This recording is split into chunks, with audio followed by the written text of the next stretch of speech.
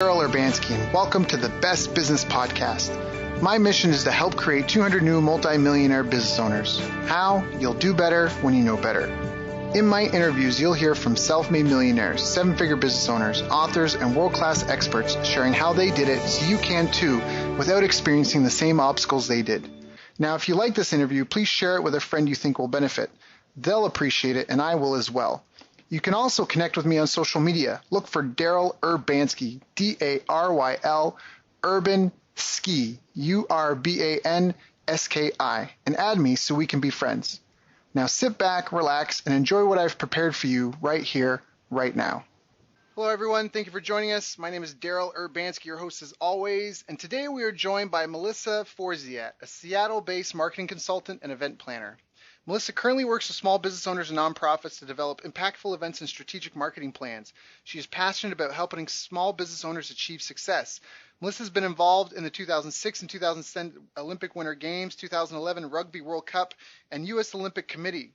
Through her experiences with some of the biggest brands in the world, Melissa learned the principles of building a brand, creating a marketing message, and reaching the right target markets.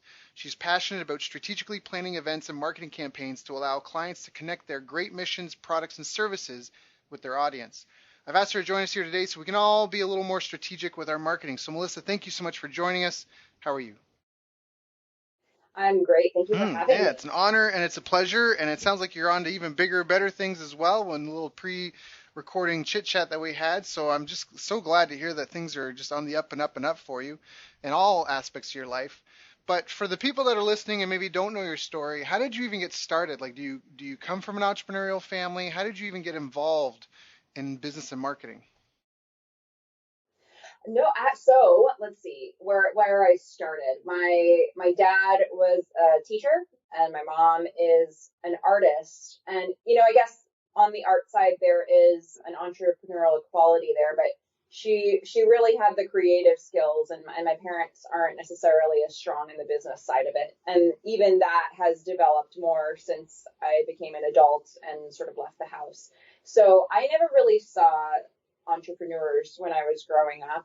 That just wasn't something that was in my day-to-day life. When I was growing up, though, I was doing gymnastics, and I did gymnastics for 18 years, so it was a huge part of my life. And when I finished the sport, I was in college, and it occurred to me what a big loss that was, because you physically can't do sport anymore, and you think, what now? That was such an identifying part of my character. So I thought to myself, is there a way for me to continue sport without physically doing it? And I'm sure there were a lot of solutions to that question, but what I ended up doing was working in major international sport events. So I was taking on sort of administrative type roles for events like the Olympic Winter Games and Rugby World Cup. At some point, I started working with the U.S. Olympic Committee. And so I was doing all of these things, and it was sort of an angle for me to, the real purpose was to continue sport without being able to do it.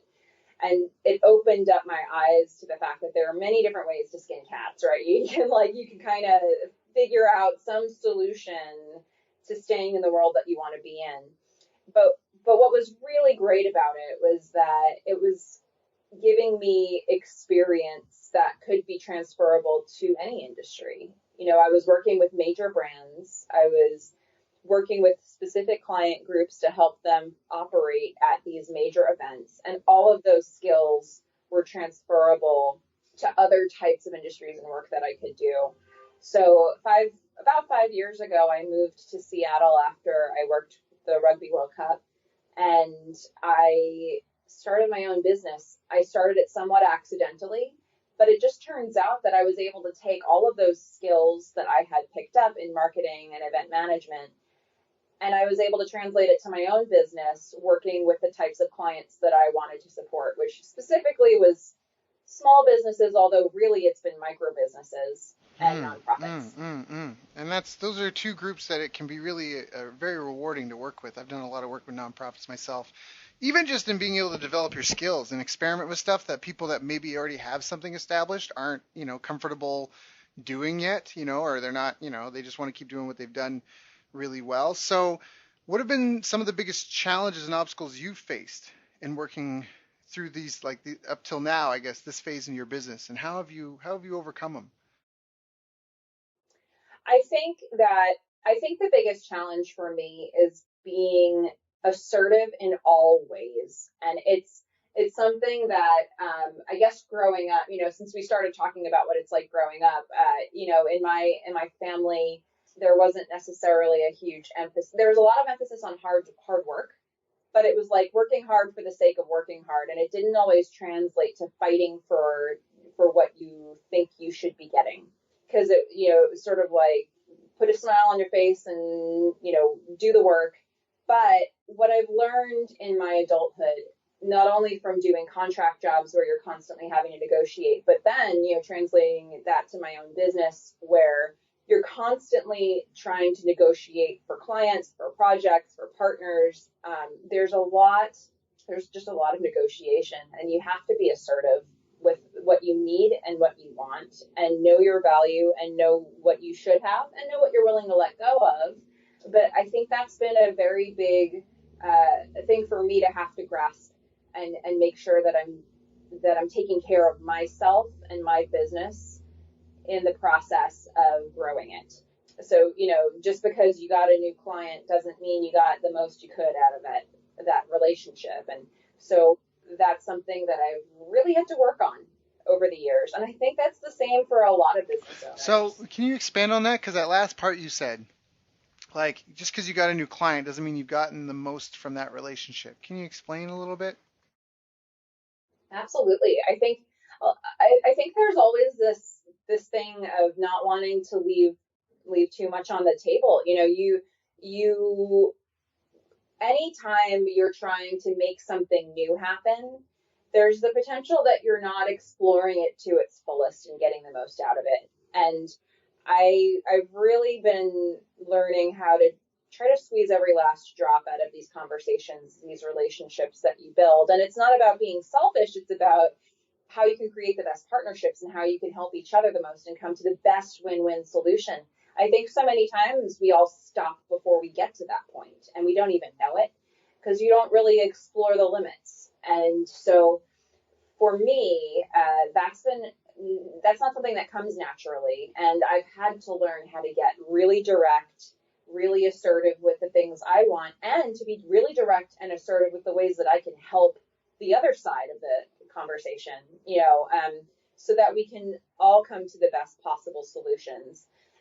So I think people who are just meeting me now at this point in my life might be surprised if I say that that's something I've had to work on. But if you had met me 5 years ago, you would see that there's been a huge development there, and there needs to keep being that development in that area. And I think that that's an area that a lot of, especially micro business owners, probably have in common, because so often a business will start and the business owner will say, oh, I'm happy to do this for exposure, or I'm happy to just get the client even though it's at a lower rate, and they're shortchanging themselves until they're ready to start owning their value. So it's a really important part of the process, and it's something that when I look at the marketing side of my business, that's all about how you frame yourself and how you frame your message. And so I can take those skills and show that to clients, not only for how they market the business, but how they negotiate and how they market Mm, mm, themselves. mm.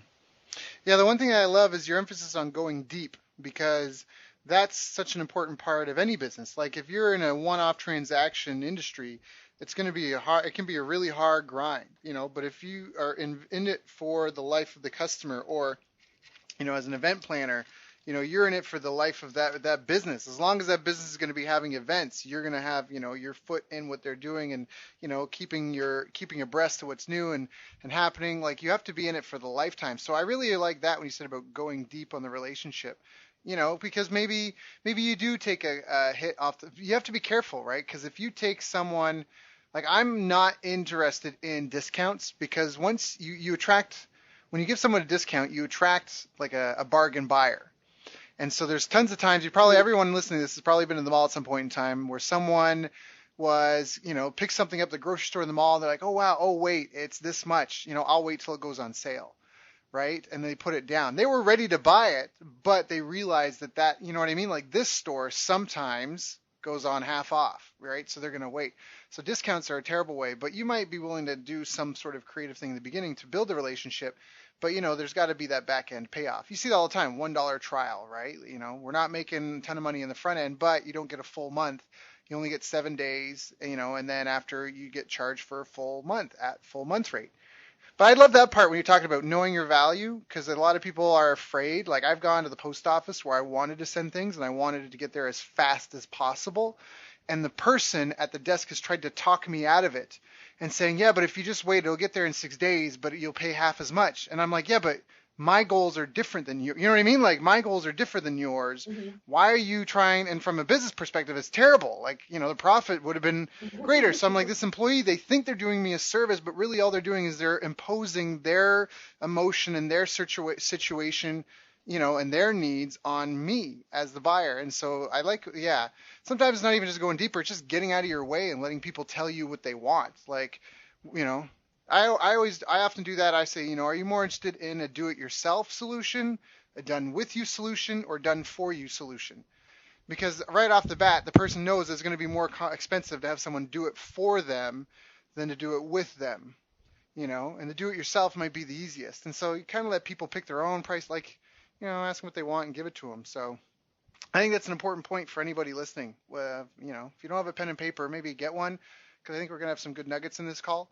If you write it down, you'll never have to read it again, but just by writing it down, you're more likely to remember it. So I think even just kind of absorbing these messages helps. The more you hear them, the more you start to fill those shoes. But until you start hearing messages like this, it's hard to live it, and it's hard to live it. So I think even just absorbing it is good, but the more you can start playing with these ideas and putting it into practice, it will only help your business grow. We're negotiating every day in life, all kinds of things. So to have these skills is something that's really important. Yep. No matter what. Yeah. Oh yeah. Even if you're an employee, you got to sell your ideas. You got to sell this new project you want to work on. You got to sell your boyfriend or your girlfriend or your husband or your wife. You got to sell your kids on going to bed. Learning to persuade and sell is a really powerful and important skill set that people undervalue. I was thinking about that earlier. A lot of people wish they could make more money, but if people spend as much time thinking about making money as they do thinking of other stuff, I don't think it'd be a problem. The problem is that people think about how do I make some money, and then they get some money, and then they start thinking about what to do for the person to deliver what they bought on, which is part of it, but that's not always where if you're trying to raise, like that's the business owner's dilemma. Business owner's dilemma is how do I not look away from growing the amount of money I make every month and yet still keep my customers happy, still get my taxes done, still get, the lights turned on and off and the toilet cleaned. How do I do that? How do I keep my eyes exclusively on how much money we're making and growing that and have everything else taken care of?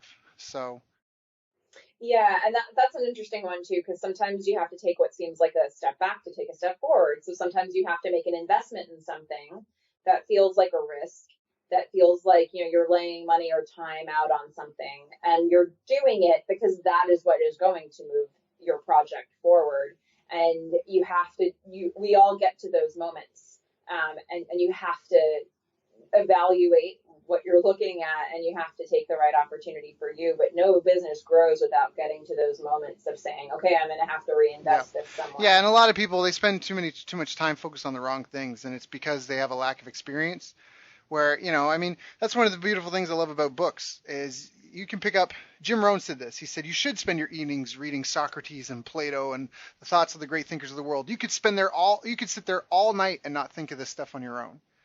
And I think that that's really valid. Like I could sit down and pick up someone's book and I could get caught up on what they've learned after 40 years doing their craft.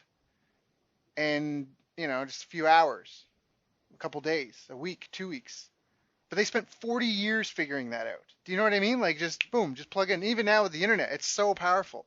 So a lot of times people, they want to figure it out the hard way because they want to do, and that's an entrepreneur control issue because we're control freaks. We want to control everything. And that's partially why we even run our own business. We didn't like working for other people or, others. We weren't taken care of as well as we would take care of ourselves. So suddenly we're going to take care of ourselves from now on, right?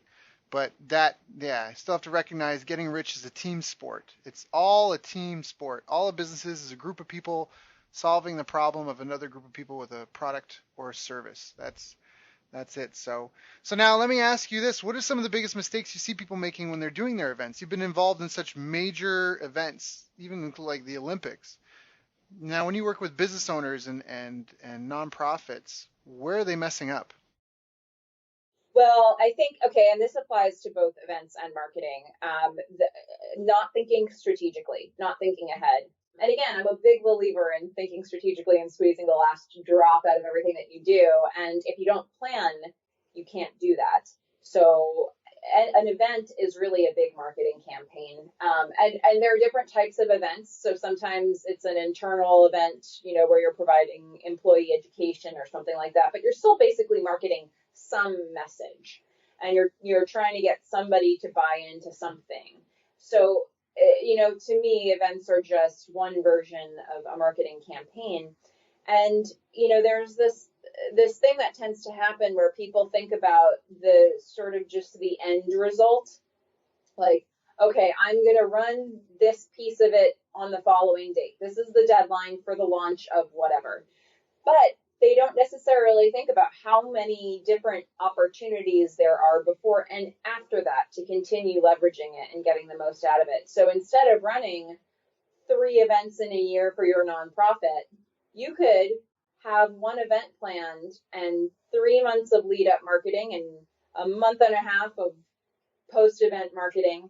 And you've extended the life of one event in a way that none of your 3 events put together could have done before. So I think that if we all just spend a little time thinking about what the goal is and what that sort of the thing that we're going to launch is, and then really working all the details out of how we can make the most of it going in and out of it, we get so much more out of all of the things that we do. So can you give an example? Because I think that sounds fantastic, and I'm not an event marketing expert by any means. I feel like I know some of the things that you're kind of hinting around, but can we get some kind of concrete examples? When we talk about getting the most of going into and out of an event, like if somebody does, I don't know, if they have a one, whether it's a 1 day event or a week-long event, like for some people here, they may not understand it. Like, how do I get more out of just getting people there? Like, okay, maybe I understand going into it. Okay, I want to get more people going. Okay, I understand that, but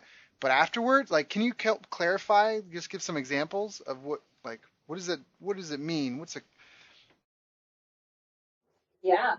Sure. I was working with a client recently on, she's sort of looking to rebrand. She's got this, what I think is actually a really good brand, but she herself is a little unclear what her product is. She's trying to decide whether it's art or a toy. And so I think her audience actually has a better understanding of it than maybe she does. So she's got this beautiful product, and she's looking at this idea of really honing in on what the brand is and sort of launching a new website and creating a wider online sales space around this. So what you could say, and the way she was looking at it was, I need to decide what this brand is and then launch, the website and all of that around it. And so she was sort of seeing this as one opportunity to do the launch of a website. But we sat down and I said, now hang on a minute. You've got a whole existing customer base. You've got, some social media pages that you're using to communicate with people. Why not involve everybody? So why not start by doing a survey? Ask your customers what they think your product is. But even before you do that, why don't you tease the survey on Facebook?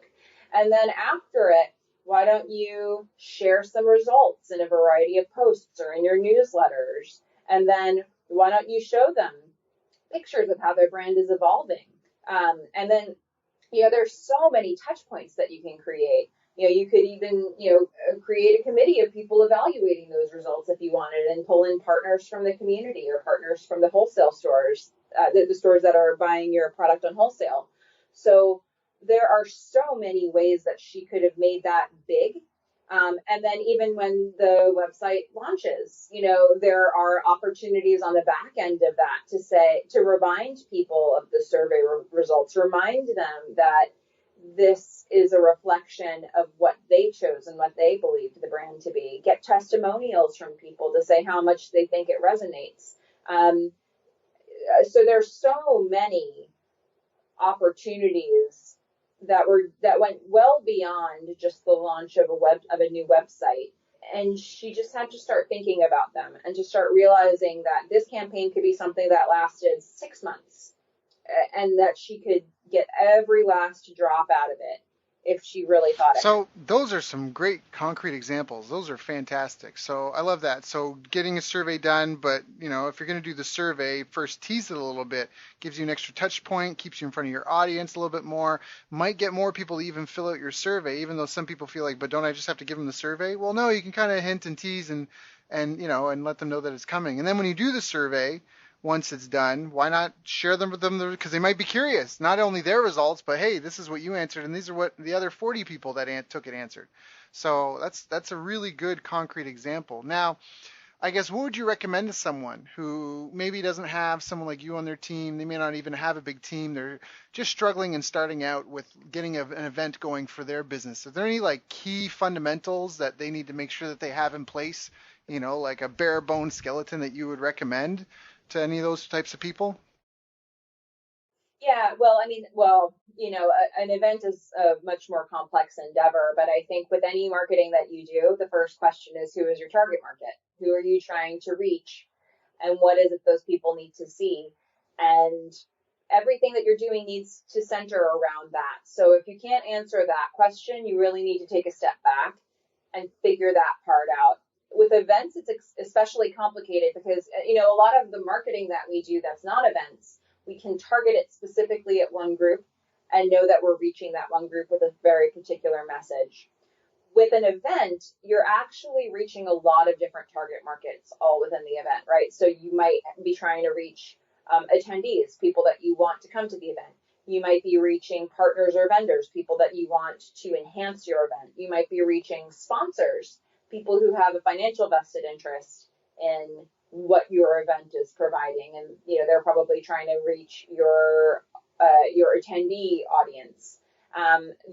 You might be trying to reach volunteers or staff who are going to help you to implement it, and you actually have to treat each of those as a group that you're marketing to in the overall event. So events are actually a little bit more complex because if you can't just answer with one target market. Chances are you've got a lot more going on than that. It's much more layered. With any other marketing campaign, though, you can really look at what's the message I'm trying to get across, who am I trying to get it across to, and you can be laser focused about that. And the more laser focused you are, the more effective it'll probably be. So I would say the first thing for people to consider is knowing exactly who their target market is, and that is not always a question people can answer, and that's not good. We want to know that before we do anything. Right, because otherwise you don't know anything. And it is, a lot of people are just like, but I want to help people. The people who are interested will come, right? That's how we do it. The people that know. Yeah, I hear it a lot, like, oh, but my thing is good for everybody, and it may be good for everybody.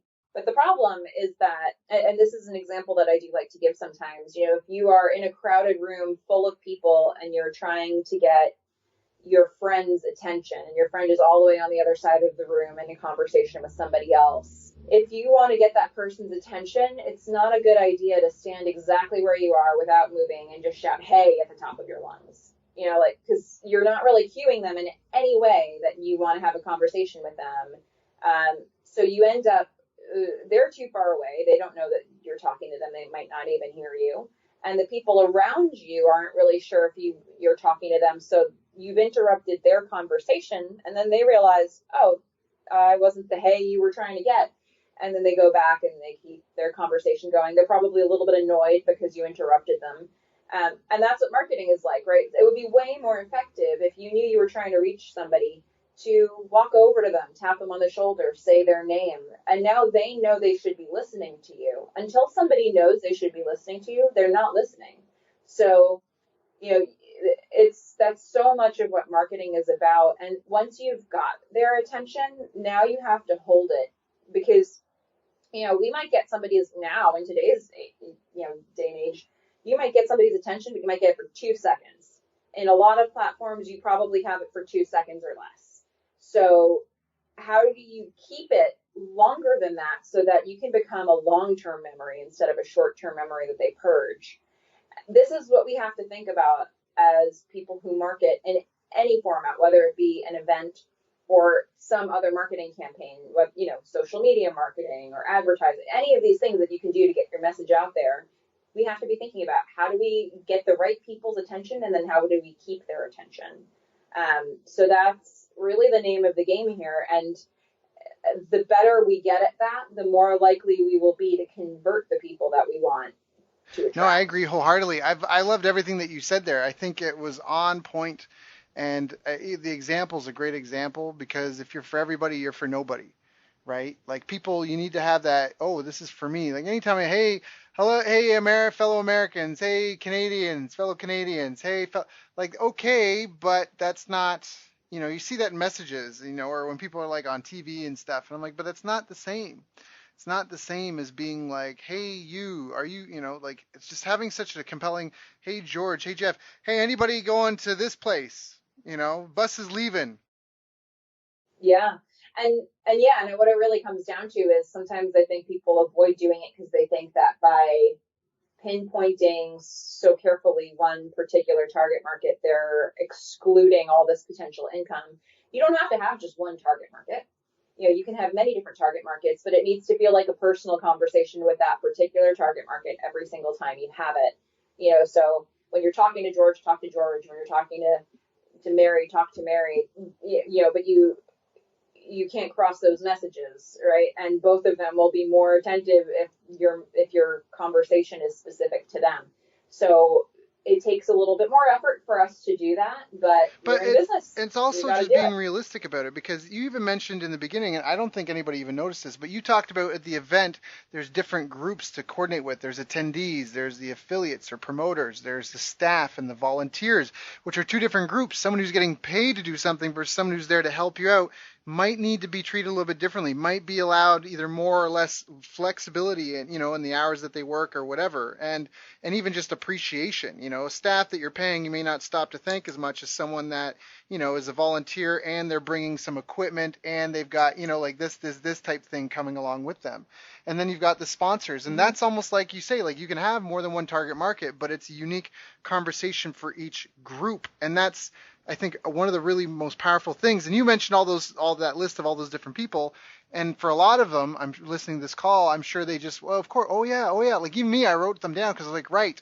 Because I already know that, I've already done things with that. But to segment it out and be really clear on that, it's common knowledge that, oh, yeah, right. Remind me of that. But when you talk about target marketing, it's the same thing. You've got this avatar who, Diligent Dan, and then you got Foxy Felicia, and then you've got, hardworking Hannah and whoever, right? Like, you've got these different avatars, but it's just like with an event where you've got paid staff and volunteers, you've got promoters and sponsors, you've got the attendees, and so it's very, very similar. I love that. I think that was an excellent point. Yeah, and like you said, it is a completely different message. If you're marketing an event and you're trying to reach the people you wanted to, if it's a fun event and you want to reach the people that you hope will attend it, your message is, oh, look at all these fun things you can do. Do you like this? You'll love this event. Do you like this? You'll love this event. And it's all about all the things they'll get to experience and all the value they'll get for whatever the cost of admission was. But then you talk to a sponsor and it's totally business focused. It's like, oh, well, guess what? We're going to have a room full of this many people of this background. And here are all the ways you could potentially reach them. What sounds interesting to you? It's totally a business conversation. They're not interested in the fun. They're interested in the market of people they're going to reach, right? So it's about really figuring out what each side needs to hear. And that's, both for an event and every type of marketing that you Right, do. right. Yeah, no, exactly, 1,000%. So now I have a question. What do you feel holds, like, is it the target market that holds a lot of your clients back? What do you feel holds a lot of your clients back from getting more out of their events? I think that people tend not to see, well, there are a couple areas of it. One is going back to the beginning of our conversation, being assertive with trying to get the most out of every relationship. So I think a lot of times people don't put their interests out there quite enough or their value out there quite enough, even from the very beginning, or maybe they're even hesitant to put the message out there at all.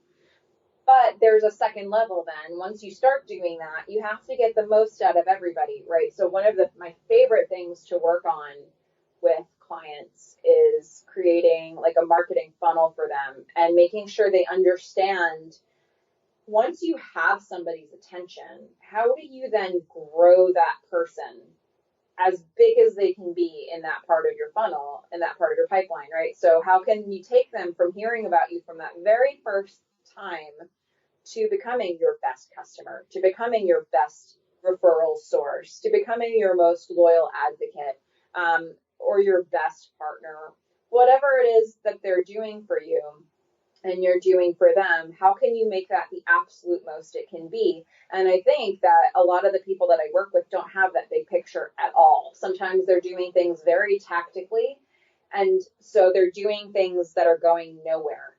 Um, so it's one of my favorite things to do to start documenting this with clients, to show them, look, here's all the stuff that you're doing. This is where you want these people to go, and here's all the places you're dropping them right now. You're losing clients here, you're losing customers there. This right here, you have an opportunity to move them up to a higher level of you're potentially make more money from them, and you're not doing it because you're not asking them. So I think when people start seeing that visually, they start to get the big picture, but most people don't have that up front. So it's one of my absolute favorite things to work on with a client because it changes how they look at their business, and it usually leads to better structure and more revenue long term, even just to take a couple days to look at the structure in a Hmm. visual way. Visualization is extremely powerful. It's a really powerful tool. So let me ask the opposite of that kind of question then. What do you see are the habits that your most successful clients have? I think taking a little bit of time to evaluate what they're doing is a big one. I think a lot of the people who are successful get to this point of analysis where they're really looking at different metrics and results, and they're using that information to improve some aspect of their business. So this can be any aspect of your business, and it certainly, from a revenue standpoint, it helps to be able to do that for marketing and sales, but you can do it for HR, you can do it for operations, you can do it for any part of your business. But I think that a lot of business owners start in a go, go, go kind of work till you drop mode, and they're just doing all the things. But it's that moment where you can take a breath and collect some results of the things that you're doing and look at them and ask yourself what this tells you. Those are the people who really improve because now they know what they're trying to improve on. And without knowing what you're trying to improve on, it's kind of hard to know whether you're moving the Right, needle or not. right. That's yeah, beginning with the end in mind. That's one of my favorite habits of Stephen Covey's habits of highly successful people. I think that it just makes perfect sense because a lot of people just go through the motions and do what they think. It comes down to just knowing what the goal is and having an expert advice or input because you can just plug into someone who's got experience, who's worked with Olympics and other big events, right? And just instead of starting at zero, you get to pick up where they left off. That's such a powerful thing. So, We put all this emphasis on get out there and do the thing you're scared to do. And obviously, you can't know how something's going to work out until you actually do it. But once you do it, there needs to be that moment when you sit back and say, man, that really didn't work out. Or that was perfect. What did I do? Or, okay, this was mostly good, but there was this one aspect that I can improve on.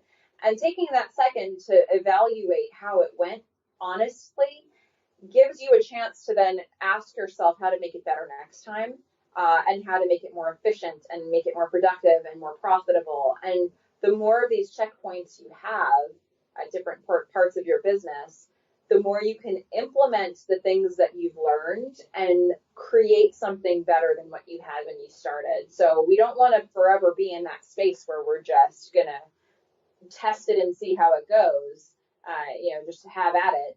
You want to be able to start improving it over time. Yeah, I agree 1,000-fold. So now, what do you think is the future of your industry? Oh, the future of, well, so again, there are two sides of the business, right? So events and marketing. And I think the future of the industry is, great question. The future of the industry is for people to continue to evaluate the tools that are around them and make the most of them. So in the marketing space, from a technology standpoint, there are constantly new developments coming out, and because customers are using different tools all the time. So for all of us, we have to keep tracking where our target markets are going. The future is wherever the customers are, and we have to stay with that and keep our ears to the ground and make sure that we're always aware of where they are. I've had a couple clients come to me in recent years who have been in business for a long, long time and were successful in bringing new customers in.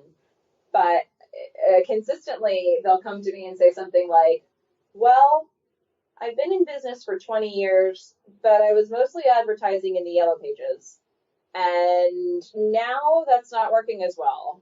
And they get to a point where it just suddenly dries up and they didn't have any other resource because they weren't staying on top of what was current for their target market, right? So you have to, no matter what type of marketing you are doing, events or not, you really need to stay in tune. It's not that we need to jump on every newfangled invention that comes out there. That might not be where your target market is, but you kind of have to stay a little bit on top of it to make sure that the things you're doing are still working, and that maybe you're always trying, maybe every year or two, you're trying to branch out to a couple new things to see how they go for you, to see if they take, because that's how we'll be able to keep reaching over time, and that's how we'll be able to have that longevity in our businesses. I agree.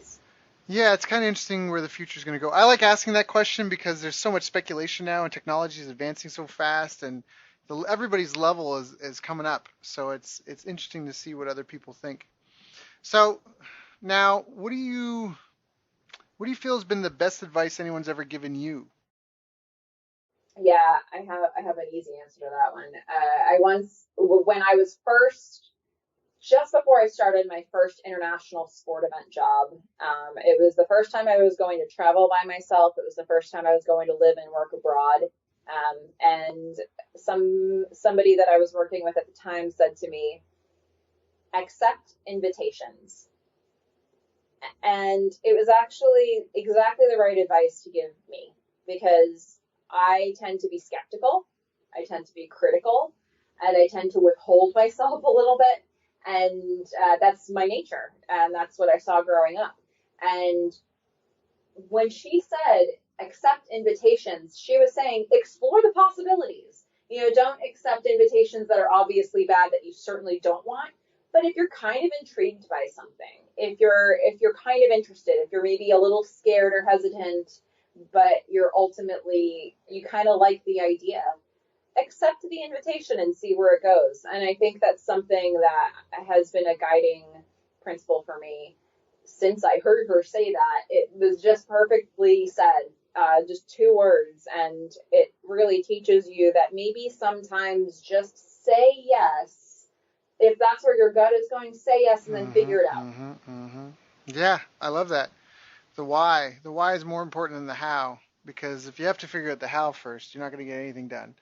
The why is usually the bigger cause. Why make electric vehicles? Why sail across the ocean? Why those big whys are a big thing. Why put someone on the moon? Why put a satellite into orbit? And figure out the how as you go. So that's fantastic. So now, Is there anything well, before we get there, you've really helped. I've loved some of the advice you gave. I love how you spoke about drilling deep with your existing customers. I love you talked about building more long-term relationships. Loved how you talked about the events and not just the event itself, but the pre-phase and the post-phase, and how that in and of itself can be a business builder, not only to make your event bigger and better, but just to level up everything overall. I loved how you talked about just having time to plan and be strategic, plugging into expertise, kind of looking to the future, and where that's going. So you've been really candid with us and shared a lot of great advice. Is there anything that I should have asked you that I haven't asked you? Well, I'm sure we could do more podcasts, but I think that's a really good starting point. I think for me, it's all about people really getting a chance to step back and say, I'm going to think about what I'm doing and not just do it. So sometimes you have to forge ahead, but then take the moment and assess where you are. And the more we can assess what we're trying to do and what we want to get out of it, the more we get out of it. And that is especially true of any type of marketing that you do. So I think, having a plan is always going to be more effective than just being tactical. That's great advice. So if anyone's really resonated with what you said, your message, and are interested in either talking to you or working with you, what are the best ways for them to reach out? Yeah, so I'm at melissaforziatevents.com. Hopefully we can have some links available for people. And I can be reached through email. My contact info is on that page. I've also got a marketing tips of the week page, which if you're in the need for marketing advice, there's a ton for you to find there. I have a Facebook page, facebook.com, Melissa Forziat Events. And that is a great space, not only for marketing advice, but also for networking with other business owners. So those are two great places to reach me. Which is fantastic. That's so awesome. Well, Melissa, you've done a fantastic job today. I know that you got me thinking about some of the events that I'm going to plan, or I have planned in the near future, a little bit more strategically. I'm going to stop and plan a little bit more, and I think hopefully everybody that's been listening to this had a pen and paper and took down some notes, because I think you gave a ton of really great advice, and I really appreciate you coming and sharing with my tribe, my audience, one of my audiences anyways, because I know you could be doing 101 other things. So thank you for coming and sharing with everyone. Anyone that's listening, I obviously, it doesn't take a whole day to recognize sunshine. If you're doing an event and need some help, or you're struggling with your marketing, I think that it would be worth your while to get in touch with Melissa. So thank you so much for your time and for joining us today, Melissa, and it's been a pleasure to have you on the show. Thanks again for having me. You've reached the end of our interview. Now, first, let me thank you for listening. I appreciate and respect you more than you'll ever know. And now I'd like to ask you a couple of questions. First, what 3 lessons did you just learn? What 3 aha moments just jumped out at you? Second, what can you implement for yourself and your business in the next 24 hours? Third, what can you give to someone else to help you with, or give to them to just do it for you? Whatever it is, remember, taking action is the secret sauce to results. Now, if you think this interview would be helpful for a friend, please give them a link to it. It'll help them and it'll help me too. I'd also like to invite you to help me find out more about the challenges you're facing, your dreams, your goals, and how I can help you overcome what's holding you back. We both do better when we know better, and your success is my success. So please reach out and interact. You can visit our website, bestbusinesscoach.ca for Canada or California, where I'm from and where I'm living. You're welcome to also try out one of our paid programs. You can find us on YouTube, Facebook, and pretty much every other social media channel you can think of. You should also subscribe to the podcast, and if you're enjoying them, please leave us a nice review. It really helps. That's all for now. Once again, thank you. Take care of yourself, and remember, the world needs the best business you can build. And I believe in you. So look, I was privileged enough to sit in the room the other day and listen to Daryl present. I had the great fortune to spend some time with Daryl Abrinsky during this week, and we had an incredible 2.5-hour presentation from Daryl. Daryl was amazing. I got so many little nuggets of wisdom. I hadn't heard Daryl speak before, but what struck me from his presentation was he's one of these hidden masters in the internet marketing world who's worked in some pretty incredible launches. Daryl has a ridiculous amount of knowledge. Daryl Urbanski's presentation was absolutely great. I really loved An incredible knowledge of numbers. He is a very articulate, very knowledgeable, very advanced marketer. Well, he talked a lot about keyword tools and how to research your niche. So it really created a lot of predictability around moving forwards in our business with the marketing and sales aspect, which is so important to any business to really see it grow. Where he walks you through step by step How to judge in detailed form how much money you could potentially make from a market based on AdWords, keyword research, and putting together quite complex Excel spreadsheets. And what I took away from it is not only understanding your niche market, but also looking at and breaking down and going, am I working with the right niche? Is there enough demand there for me to be able to reach my goals? And doing that hard research. There's a lot of gurus out there that present you a lot of the why and the what, but they don't necessarily give you the how. And what I really found with Daryl's presentation, there's no holding back. There was no holding back the screens or the curtains. Like, everything was given to really assist us. His feasibility and due diligence is incredible, and he was able to show us in a really short space of time how to cut through the overwhelm. You're giving us the exact tools that we can use to test something before we even go to start testing it by spending money on it. One of the biggest nuggets that I got out of his presentation was that when people pay, they pay attention, and when people pay a lot, they pay a lot of attention. I just love that. I think that's a great way to look at how to price yourself. And he was a great speaker, lots of energy, and it was really great to spend time with him. Honestly, phenomenal presentation. I would love to catch up with him, next time I'm in this part of the world.